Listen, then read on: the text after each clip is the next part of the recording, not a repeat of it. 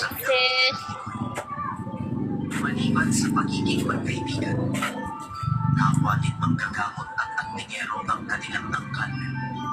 Kaya magkasundo ang dalawa, lalo na sa mga lihim na kaalaman at mga kunyan. Okay, guys.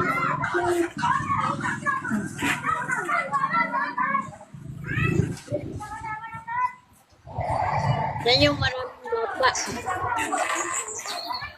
Oo, pare. Matagal ko lang pinapantayin yung palabaw eh. Pati yung Anton girlfriend Lola. Hanggang ngayon lumaki. Mag-request lang siya. Naman din. Magdalap muna ng joy. Jollibee delivered.